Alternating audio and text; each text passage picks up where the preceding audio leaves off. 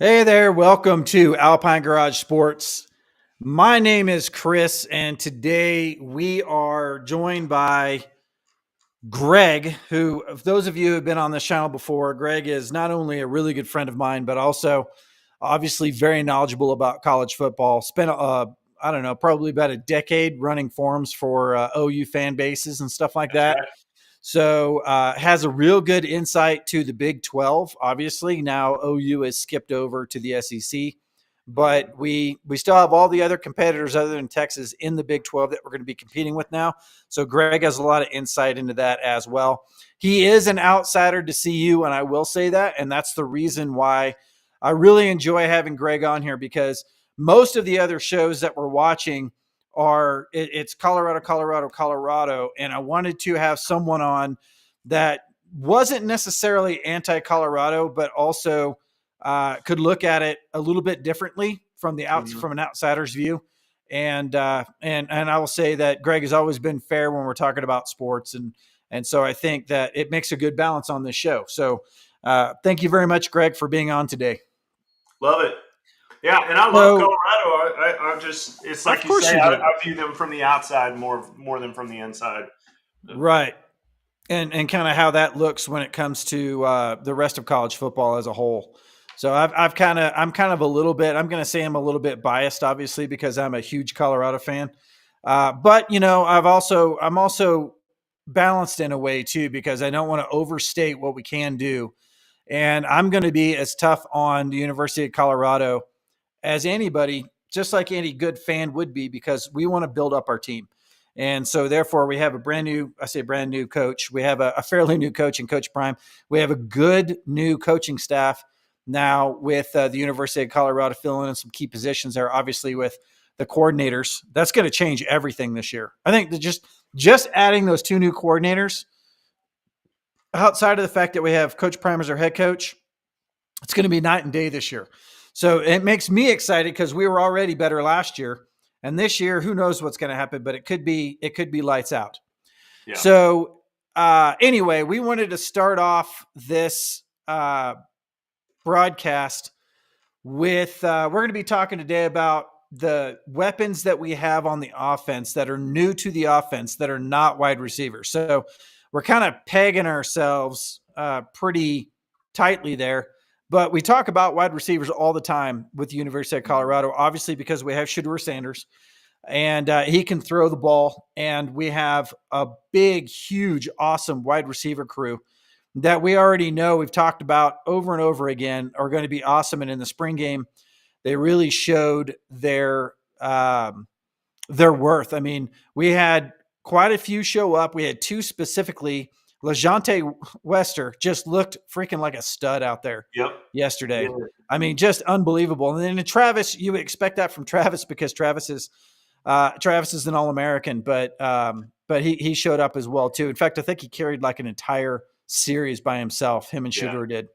So I wanted to look at some things that were not wide receiver based, but were still important to us. I mean, we got to have a really good running game, Hmm. and we have to, I think, balance out our offense with some other weapons, including tight end. So I wanted to look at the new ones there, the new people that are coming in there. But first, what I wanted to do was talk about the. Hey, Freddie, how you doing? Yeah, we did get some more commits today.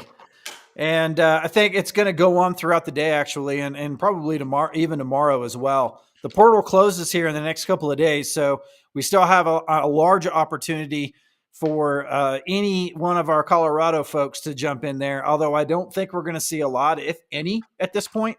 But we can start picking them up anytime now, and you're going to start seeing a lot of people commit.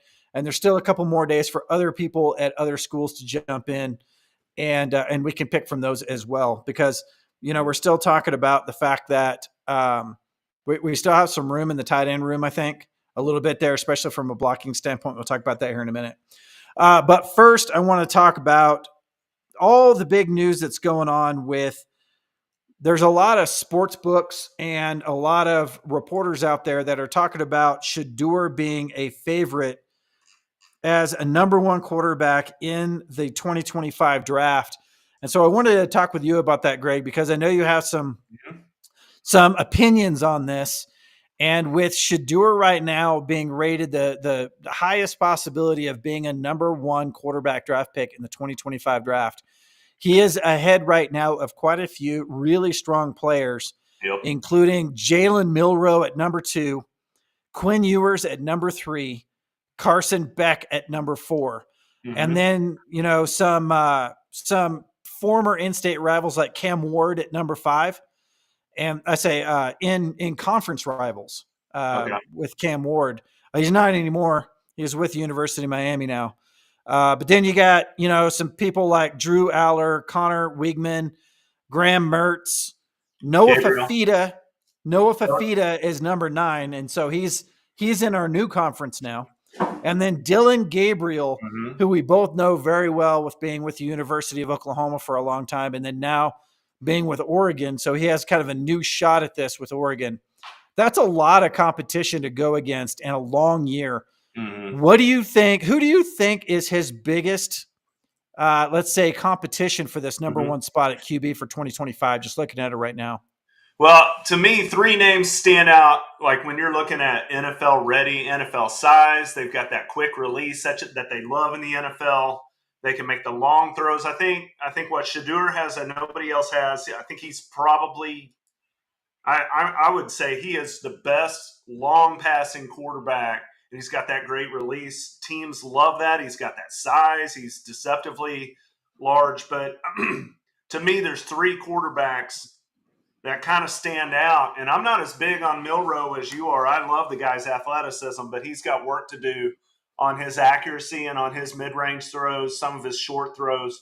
I love Beck and I love Ewers. Now, Ewers, I try not to be a little bit biased because I've watched him a lot, and I've seen – I don't know if anybody remembers that OU Texas game last year. That had one of those big game feels to it. That was just an epic battle, and that guy Ewers, man, I tell you what, he showed a lot. He showed a lot in that game, and he is a gamer. He's not just the guy who has the size and has the touch and has the throws. He showed that toughness and competitiveness. I mean, OU just wore him out, and he just kept jumping right back up and wanting more.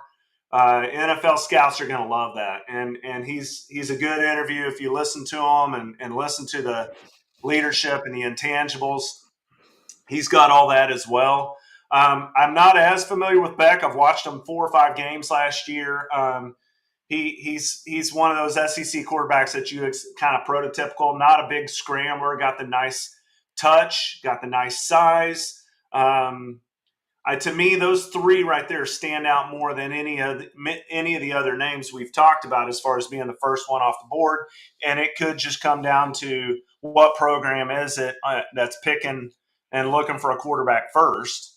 And just what do they like? Because to me, you're going 1A, 1B, 1C. I personally am a little bit inclined to rank yours first. And again, it's okay. That's what I was looking for is who you thought was first. I got to clean my camera here. It's a bad camera to begin with, but there's a giant smudge on it.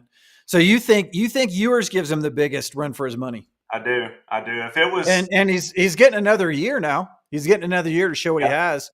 I mean, if he goes to the playoff, which I think Texas is probably going to go to playoff because there's still a lot of talent there from last year.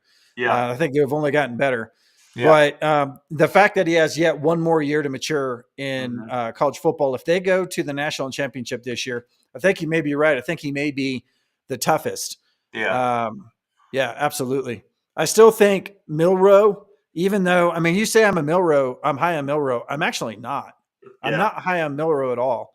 But for whatever reason, because he's in Alabama and he has a lot of, I mean, he's a great quarterback, obviously. But if DeBoer can take Alabama to a national championship this year with Jalen Milroe, and he's done it now with been high up in that playoff with 2 different coaches. I don't know, man. It would be hard to say that he wouldn't be the top runner against Shedeur. I still think Alabama's. that what Have you seen their schedule? They Alabama's got a tough slate this year. they do. They play at Wisconsin. They play at Tennessee. They play at LSU. They play at OU. I mean, if they come out of those 2-2, they're probably feeling good. And it's going to be an Wow, issue. you I know those other teams are licking their chops, thinking, okay, we're finally going to get Alabama, and we're gonna knock them back down a peg or two. I know Georgia's thinking that. I know yeah. Tennessee's thinking that. So I don't know. We'll You see. you may be right. You may be right, and you may be right. I mean, the new coaching staff, all new coaching staff for the most part, um, and um, and they lost a lot of talent this year. So you're right. Yeah. They could be starting from scratch.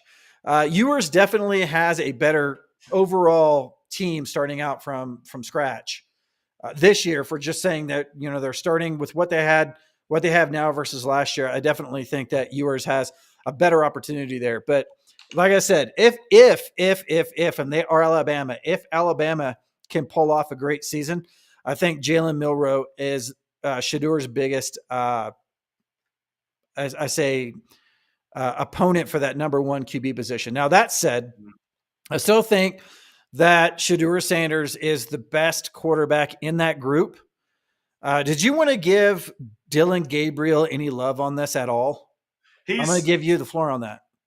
he's great. As an NFL quarterback, Yeah, and that last thing you said is the key. I think he's a fantastic college quarterback.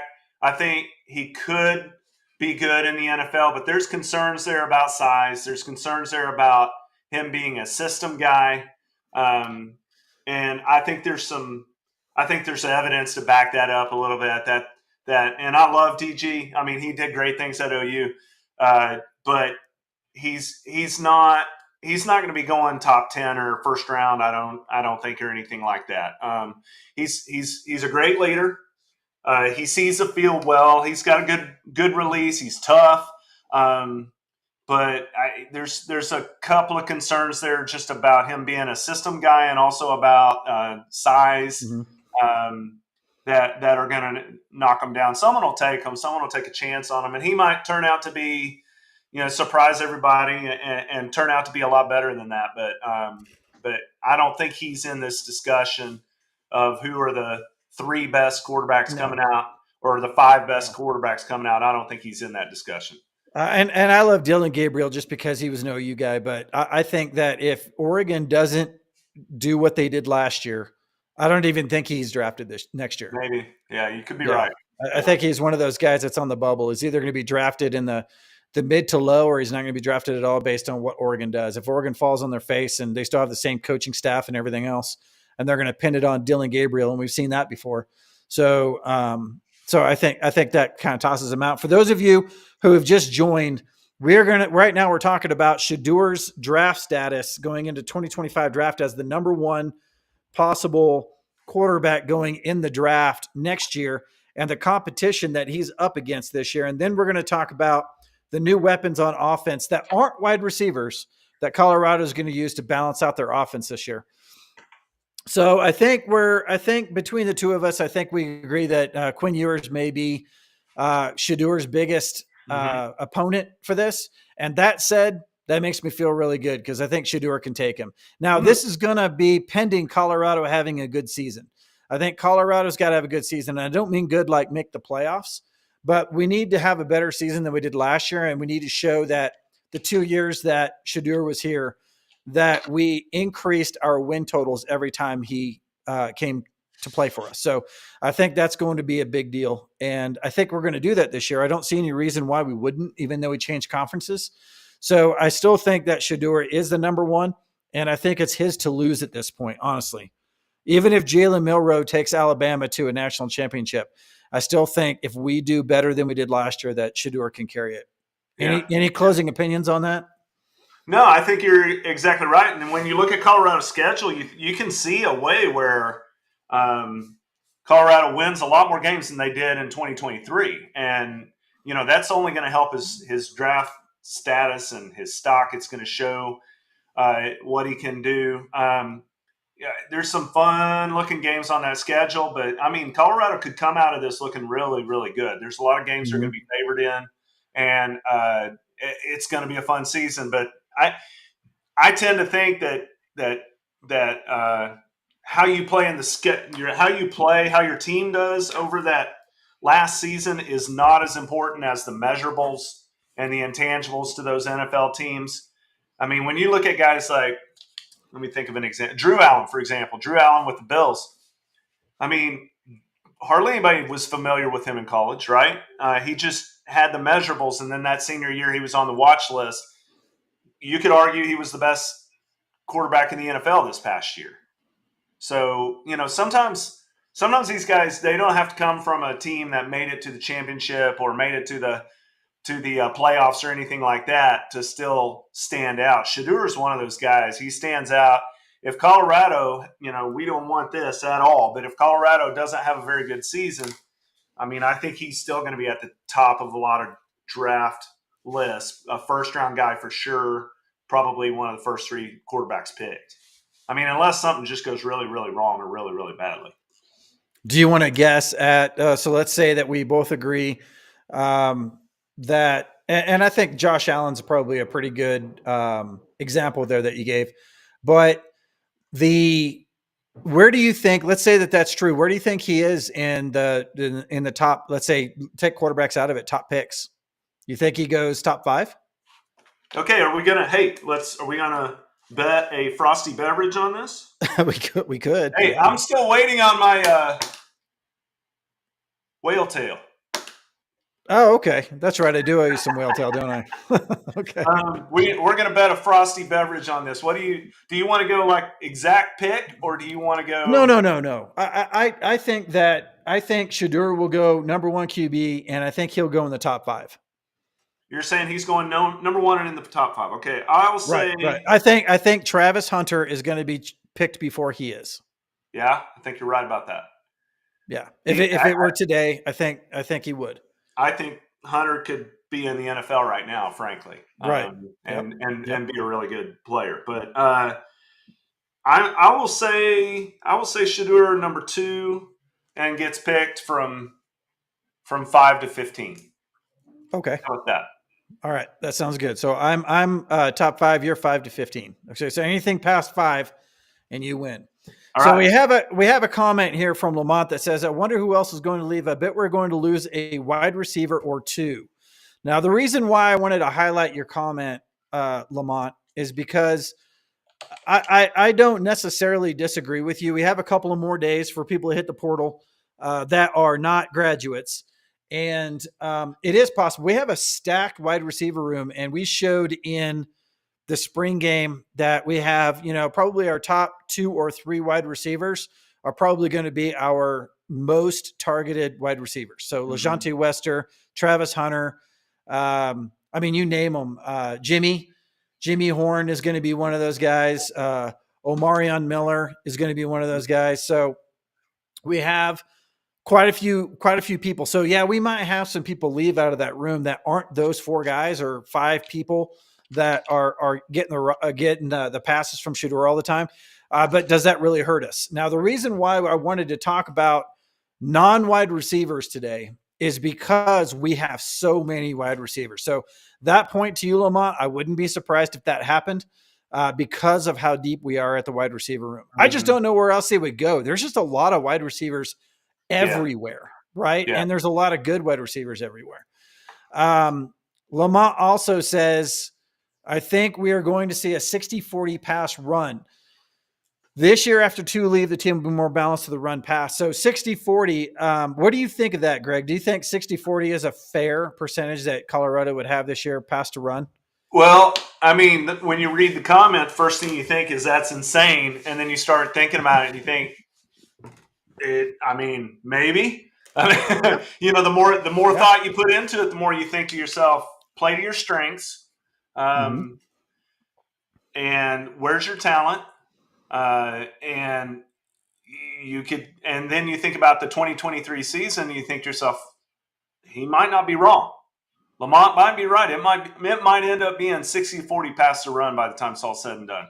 Um, Yeah, and I'll be honest with you, if it's 60-40 pass run with the way that we looked last year, I would probably be happy. Now, for those of you who aren't familiar with this broadcast and familiar with me in general, I am not necessarily against the pass. I am obviously pro run because running the ball does a lot. Now, keep in mind, I'm an old wishbone guy. So yeah, I love the wishbone, the old you've always Oklahoma been and an old Colorado teams. wishbone guy. Yeah. So obviously that's a thing of the past now. But the thing that I like about I'm not going to say a run heavy team, but a team that runs it respectably enough to where they're in that 40 plus range in attempts is the fact that they can control the line of scrimmage. They can also control the clock. Mm, One of the things we were very bad at from game 4 on last year was controlling the clock. And it hurt us really, really bad. Like we gave the ball away too many times to a team that could control the ball and control the clock. mm, And we need to do a better job of that this year. And you do that through the run. Everybody knows that. You do it through the run, you do it through the short pass, you do it through the screen. So that's the reason why I wanted to focus today on the people that we got in that are new. We have a lot of really good folks that came that stayed from last year, but who do we have that are going to solidify us this year in that respect to where when we do pass at 60%, let's say, because I agree with that statement, because we have a really good quarterback and we have really good wide receivers. That offensive line is just going to be transitional or transformational this year. We mm. saw it in the spring game. They looked really good, even though the first couple of plays were not all that great from the offensive line. They finally got it going after the first time that, or after the only time that Shedeur was sacked during the spring game. And I think that it's going to open up. Our running game looked good yesterday, Yeah, and it wasn't even with a running back. So right. that's how good I think the offensive line transition was this year. Yep. Is that we took someone that wasn't a running back. They were a really good athlete, but not a running back, and showed out. Even got a running touchdown from, I think it was like the 25 yesterday or something like that. But let's start with the fact that we lost our entire running back room, with the exception of Micah Welch and Charlie Offerdahl, in Mm, 1 week last week. And we knew we were starting from scratch. mm-hmm, At that point, Dallan Hayden shows up mm-hmm. from Ohio State University and really kind of just like almost immediately flips the what is going on and we don't want to see Alto leave to holy mackerel, what could this year look like? So looking at his stats from the past couple of seasons at Ohio State, 10 games in 2022 with 111 attempts Yeah. at 553 yards. That's a 5-yard per average carry with 5 touchdowns. Yep. Not much receiving though, because I know how much you like to see a running I, back I love the with running receiving backs who yards. catch it out of the backfield. Yeah, you're right. Yeah, 4 receptions, 23 yards for an average of 5.8. So really, he wasn't featured in passing very often. And then in 2023, he only played in 3 games. Even with all the injuries that Ohio State had last year, he didn't play all that much. He had 19 attempts for 110 yards, 5.8 yards per carry, 1 touchdown. And then he had negative receiving yards. So I think you can say that, he may be a good receiver out of the backfield, but he's not going to replace what Dylan Edwards did for us last year in that short passing game. Right. Or at least it doesn't look like that from the onset. Doesn't look But that he way can run the unless ball. something changes. And the spring game Yeah, didn't do anything to change. Obviously, you couldn't read a lot from the spring game anyway, but it didn't look no. like they were working those plays in a lot or doing anything like that. So, but the good news is the guy is absolutely an elite running back, and he's got the acceleration and the burst. He's a tough runner. I mean, he could be a huge difference maker to this Buffalo's team.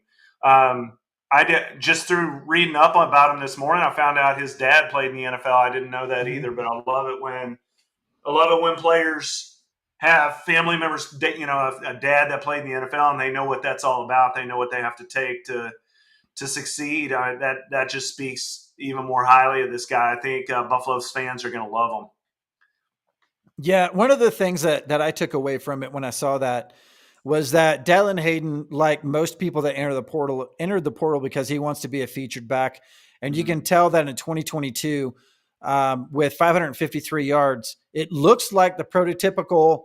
You come to school, maybe even you redshirt your first year, then Mhm. you're at 3, 4, 500 yards. Then the next year you're at 8, 900 yards. Yep. Then by the time you are a junior, you're at the 1,000-yard mark or more, which you're not going to see as much anymore with the transfer portal. But that's what it looked like. But then in 2023, he got cut by a Yeah. fifth.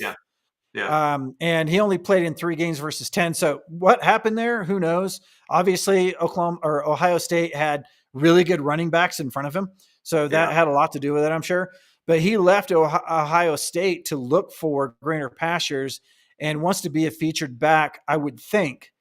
So when he comes to Colorado, who last year did not feature the run, something must have been said Yeah. in those conversations that is making him want to be here and want to be a featured back. So that gives me a lot of hope that a guy like Dallan Hayden would come here, knowing that we were not featuring the run last year. Right. Makes me think that somebody has different things in store this year, and we're going to balance out that offense a little bit. Which honestly, I think if we do that, I think our wide receivers in Shedeur are going to have even more yardage and better pass completion, and the stats will look much better.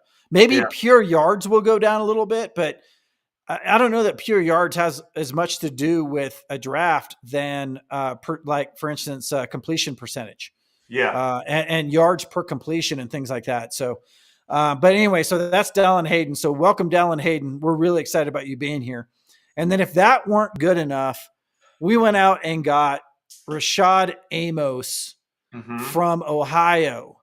Now, when you're looking at the portal, or when you're looking before the portal even opened, were we thinking about picking up Rashad Amos? Was he a guy that was on anybody's radar? And I don't know that he was. I don't know that I've heard a whole lot of people talk about him. But when you look at his stats, he is that guy that we talked about. 2020 South Carolina, 2020 he had Yep. 100 yards. 2021 he had no yards. 2022 he had 7 yards, and 2023 he had 1,075 yards. So Something happened.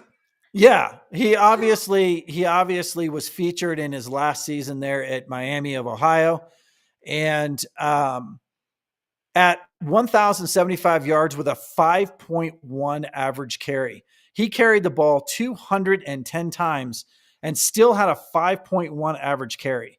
I mean, that's super impressive, Yeah. and obviously the guy is a specimen too. I mean, we're talking He's a big 6'2", kid. 6'2", 225. Yeah. He's built So like a linebacker. he is definitely built like a linebacker, and can run the ball obviously exceptionally well. So when you're talking about getting, I'm going to use the word gutted because we had a lot of stock in Dylan Edwards Yeah. and in Alton McCaskill. We had a lot of stock in them. We were looking for Alton to have a healthy season and see what he could do when he was healthy. Mhm. And then Savion as well Savion Wilkerson was a really good running back for us last year. With what he was able to do with the limited attempts that he had was really, really great. And he was a big back too. So we lost a lot of production. I say a lot of production from almost no production last year. And looking at Micah Welch, true freshman, and looking at Charlie Offerdahl, who I want to see I want to see Charlie run in games like he did in 2022. But because he is coming back from the team from last year, we're focusing on new guys this year. But I think with Micah Welch would be the next one to talk about, 5'9", 205. So that's 3 backs over 200 pounds. And Charlie even looks bigger. Charlie's probably 195 now. If he's not 200, Yeah. Charlie's he's above pushing. 190. Yeah. Right. He's Yeah. put on some weight. So we have at least 3 backs at 200, possibly 4 backs over 200. And Micah Welch is like, he's a 4-star coming in, true freshman. He looks like in practice like he could start for us Um, if we didn't have all this other talent in front of him now, I think he could start for us. What do you think? Have you been able to see any film on him? Just a little bit, just highlights where it was like one clip. I haven't watched him in depth. Yeah, and you won't be able to because Colorado obviously puts out more footage than most anybody else, but they're still picking and choosing who they're featuring just because they don't want to show too much. Right. But he has done extremely well, and he's got a lot of accolades from the team this year. And I think, if we can keep Micah for a few years, I really think he could become a featured back for us without issue. Looking at what he can do now as a true freshman, without issue, he could be a featured back for us. But with those three guys, plus you have Charlie, plus we still have the portal open, and there's still running backs in the portal. Do you focus on picking up another running back? I wouldn't be like it. You always want more depth, but boy, I feel good at running back, don't you? I feel good now. Yeah. We still have a lot of scholarships available. So if we were to pick up one more, it wouldn't be a bad thing. I mean, competition is really important, especially when you start getting into summer workouts and fall camp. We want that competition to be there to try to drive up their desire to get out there and absolutely kill it. If we were to offer another running back, I would like to see him get one of these third down, 5'8", 170-pound, fast as grease lightning guys out of the backfield. How like a Dylan Edwards? Yeah, someone who gives you that additional threat. You're backed up 3rd and 8, and you bring him in, and that's one more receiver that the defense has to think about. Right. Okay. Sure. And one of the things I haven't done is I haven't gone into the portal and looked to see if there's anybody like that in there. But we can do that on the next show if you want to, because I think you're right. I think with Charlie is really good out of the backfield in those situations. But if we're talking about like a scat back, a really small receiver that is elusive and can get a tough, let's say 4 to 7 yards on a carry without having to be too heavy in the offense, I think that's a good call out right there. We have some wide receivers that I think can do that too. I mean, obviously we showed that in the spring game. So maybe we're not as deficient there as we think. And then you have Caleb Mathis, who, and I want to give a shout out to Caleb Mathis because we don't talk about him very much here, but we're talking about Charlie Offerdahl as someone who is kind of, at least not in the past couple of years, was overlooked, but I brought him out in a video in January of 2023 before people were talking about a whole lot, because I didn't think that he was given enough credit for what he was bringing to a brand new team, essentially. And I want to say the same thing about Caleb Mathis. He's featured a lot in well-off videos and has got quite a few accolades, but I think he's next up on the list of guys that are underdogs that are coming up. And in the spring game, really, really showed up. I mean, he did a reverse. They did a reverse to him that fooled everybody, and just fast guy. I think he's 5'8". He's 5'8". If he's 170, then I would say someone dunked him in water and threw some fishing weights in his pants, because I don't know that he's 170 pounds. But dude is fast, and so he could be one of those guys for us too. And I'm just going to call him out just because I think that he's due. But he is not. He is a returner, so we're not going to. He is a returner from last year, so we're not going to talk about him as much. We're talking about new guys. Now, I think that pretty much exhausts the running back room. Now, the second thing I wanted to talk about were tight ends, and the reason why is because, again, I'm going to say it because I'm going to say it till I'm blue in the face, and anybody who doesn't like to hear me talk about it, then there's other channels out there. You never stop talking about tight ends. You love tight ends. You're obsessed with tight ends. I am, man. We have got to balance this offense out. And I don't necessarily mean that we need to balance out the pass to the run as much, even though I do believe that that's true. But we need to get other position groups involved in this. And the tight end is the obvious next one to talk about, because last year we went into the season going, what are we going to do about tight end? We have no tight ends. And then we brought up a wide receiver, Michael Harrison, who is quasi-sized like a tight end, right? He's not Mm-hmm. really a tight end size, but he's bigger than a lot of the receivers were. And we were all scratching our heads. I was too, thinking coaches know something here, right? Louis Passarello ended up being injured last year going into the season. So he wasn't going to be a featured tight end. And then all of a sudden it worked. Like the first 3 games, Michael Harrison was scoring touchdowns. He was moving the sticks. We were a balanced offense. We were hitting the tight end. We're hitting wide receivers. We were running a little bit more at that time too. Dylan was a little bit more prolific out of the backfield.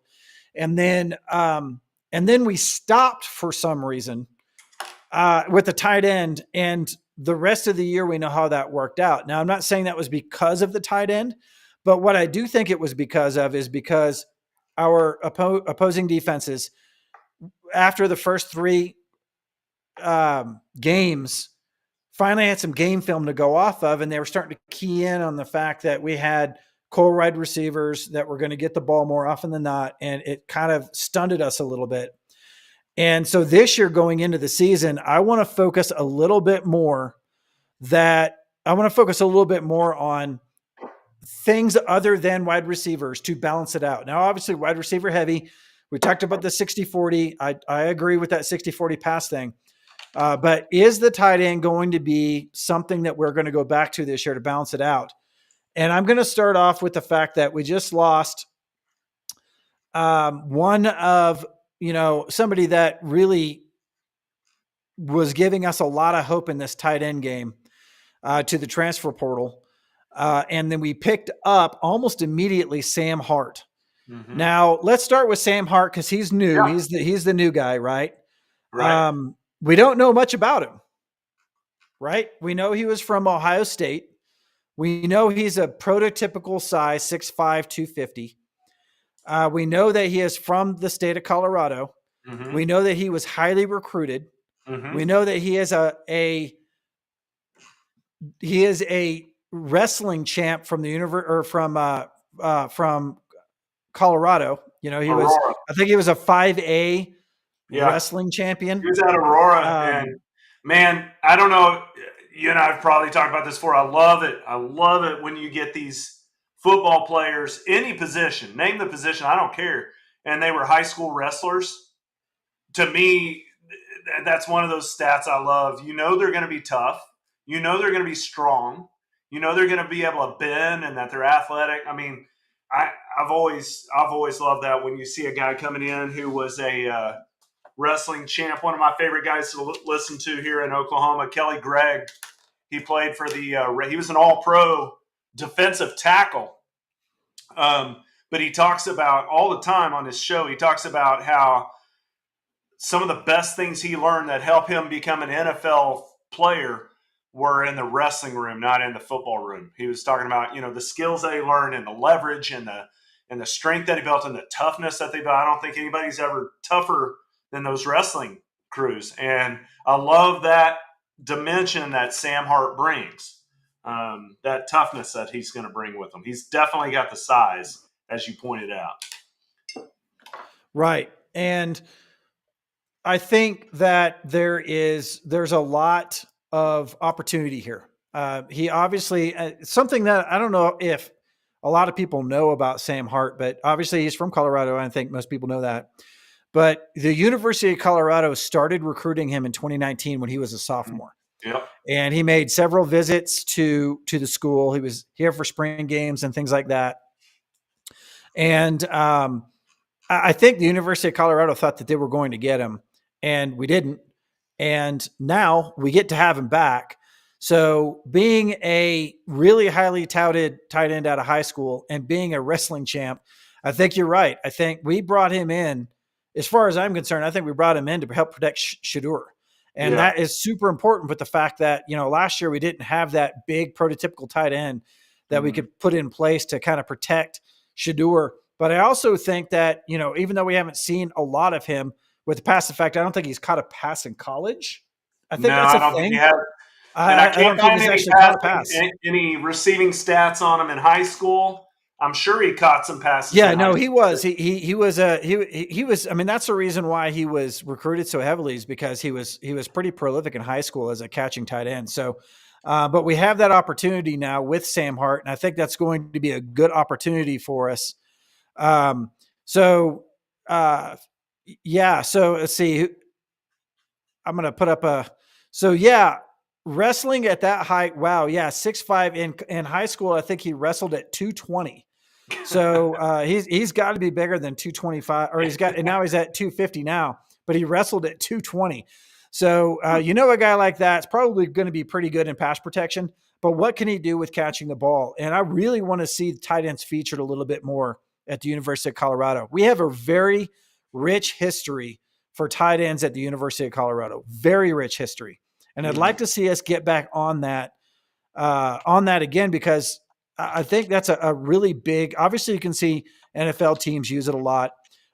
Top 5 teams in the country last year featured tight ends a lot. So I think that is a model that we can, and we did last year at the beginning of the year. So I think we can do it again. Now, guys that were here last year but are new in position, let's treat them like that, okay? So let's talk about Savell Smalls as a tight end. So 5-star recruit coming out of high school. He was an edge, went to Washington, didn't really play a lot, sat behind some really good players at the University of Washington, and then transferred here as an edge as well. And didn't see a ton of action last year as well. This year, moving to tight end, because I want to say it is very possible that he played a little bit of tight end in high school. If anybody knows that, I think he did. I think I've seen that stat before. I don't have it pulled up. So maybe he can shine also as a tight end, but I think he can block. I mean, as an edge, he went against blockers. So who knows better? It's kind of like quarterbacks that go to the NFL as wide receivers, or quarterbacks in high school that go to college as a wide receiver, because they know the backside of that. They know routes. They know how quarterbacks read defenses and things like that. I think Savell Smalls has an inside edge here to be a really good blocking tight end. Do you have any feedback on that? Yeah, no, the athleticism is off the charts, and that's what he's super bringing athletic, in that position. right? He's going to be quick. He's going to be able to get downfield and take out that Mike linebacker or that Will linebacker. That's what you love about this guy, is his speed and athleticism. Most offensive linemen, and we haven't talked about this a lot with the new offensive line, most offensive linemen they will always prefer to run block over pass blocking, because pass blocking takes a lot more skill, a lot more between the ears, a lot more that you have to think about ahead of time. But if you tell a guy, hey, see that guy right there on defense, you're going to pancake him, you're going to take him out. Smalls is a guy who that's going to speak to him. He's going to be able to do that well. And I think they'll probably keep it simple for him at first and let his athleticism speak for it. If he's a guy who's able to start working in some route running and some receptions, then that's great. That's fantastic. I'd be a little bit surprised if that's in the cards for him this season. Maybe down the road he could develop that those more fine-tuned skills of route running that you see with the elite tight ends, the great hands, that you see with those elite tight ends. But he brings value just from the simple fact that he's a phenomenal athlete. He can get down the field quickly, and he's got the size. He can pop somebody pretty good, and that's always going to help your team. He's only a junior right now, also, so he still has. If this takes off for him, he still has an entire year to really kind of build that skill. And then the last person I wanted to talk about, even though we have other returning folks from last year, is Morgan Pearson, again, because he's coming in from defense, coming into offense. Right now we have him listed as a redshirt freshman tight end, and he played in the spring game yesterday as a running back. So they're featuring him on offense in the spring game as well. I say featuring, he was running with the second offense and running against our first team defense. He didn't have a lot of opportunity. I'll just put it that way. So, but he's coming in as well. And Morgan Pearson's got some size also. He So does. being very, very, very highly touted out of high school. And I think that with those, I'm going to say those three guys with Hart, Savell Smalls, Morgan Pearson, and then we also have Louis Passarello as well, who didn't play last year, but was called out in spring as being a stud by our coaches. I say the spring last year was highly touted coming in to summer workouts. He could play as well. So, although I wouldn't say that we have a world beating tight end group, it's There's a lot of solid. It's talent. way more solid than it was last year. Yeah. Way more solid than it was last year. I got to see Pearson a little bit in high school. He's from Oklahoma. He actually went to high school just south of where I live here, and Ardmore played him all over the field. He was a wide receiver for them. I think they had him at D end and linebacker. And he's just a terrific athlete. He's an interesting prospect there at the position too, because he's raw, but there's a lot of potential there.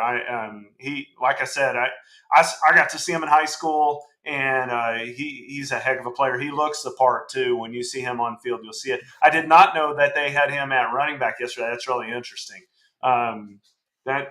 Maybe he could be that. Chris, you and I were talking in the pre-show about H-back. Maybe he could be that guy. He could. I mean, he looked good. He looked good at running back, even though, like I said, the spring game is really hard to tell anything. I mean, we knew Shedeur was going to complete passes. We knew the offensive line was going to look better than it did last year. We knew the defensive line was going to look better than it did last year. We knew the ones in the defensive backs were going to look good, and all of that was true. So the new guys in position that changed positions, we still have yet to see. So I agree. Morgan Pearson was somebody I mentioned in a lot of videos last year because I was really excited to see him come on the team. And I'm really looking forward to him at this new position. I think it's going to be a lot of fun. Well, that's it, Greg. We had a couple of more comments. We had Sam Hart is going to be our top tight end. I think that's true. I mean, he's got the most experience, even though he doesn't have a lot of experience. You're right about that, William. I think he is going to be the top guy. Yeah. And then Eric said Pearson and Smalls both have good tight end film room in high school. So that is true. It's been a little bit for him, but you know what you know, and it's football. All you have to do is be coached correctly and know what your assignments are and be a smart player. And you can probably you can be an athlete and play almost any position if given the opportunity. And I think both of those guys are in that. And then I wanted to finish with Prime Overflow saying Prime is a media genius and strategic planner. Most of what you see is content, but will also throw off any opposing teams that think they will learn something from the well-off content. Yeah, I agree with that completely. We're going into season 2, but really you're not going to take a lot away from season 1 for Colorado when you're planning against us. Our team is so vastly different than last year, and we have a lot of really key people in place, especially on the offensive line. They're going to change what a lot of people think of this university and this football team. I really think that you're going to have to just start from scratch with us. So that said, North Dakota State is number 1 on the list, and they just switched it to a Thursday game, which I'm totally excited about. Like I don't want to be in there with a bunch of other schools on Saturday. I want to be first out on Thursday. And it's not really first out, but to be highlighted to show what we can do against what is going to be a really tough team to beat. And, I'm glad you said that. I hope people aren't sleeping on North Dakota State. I know that sounds crazy, but listen, they play ball up there at North Dakota State. They know what they are doing. They've got a history with some players. So, it reminds me a little bit of Appalachian State a few years ago, if you remember that game. Yep, I do. I'm not saying North Dakota State's going to win. I think Colorado ought to handle them, but it's not your typical, southeastern Kansas Polytechnic University type game or anything like that. It's a legit football program that they're running up there. Yep, I agree. And so we're going to do a video on that alone here coming up pretty soon. Let's take apart North Dakota State and figure out let's let the portal do its thing. Let's get through anybody that we might lose and anybody that we might pick up before we start talking about how we're going to fare in games next year, because we still have a lot of work to do. But Greg, I very much appreciate you coming on. And for those of you who have subscribed to our channel, thank you very much. Please subscribe while you're here. Leave a like on this. We're going to be doing a lot more of this. We still haven't named this podcast, but we will. And we're going to be doing it a lot more throughout the season. Again, Greg is a good friend of mine, but has a long history with the University of Oklahoma in running chat rooms and things like that, and has a lot of outsider's view of Colorado, which is what I wanted for this channel. I didn't want it to be two Colorado guys going back and forth. I wanted someone that I know I can trust to give me good outside feedback of what he's seen from the University of Colorado without any bias. And Greg, you're that guy. So thank you very much. I appreciate everybody that's been here. We're going to be doing this again, and I'm going to be publishing my website, alpinegaragesports.com, here pretty soon, and it's going to have a lot of this content on there as well. And we will see you in the next video.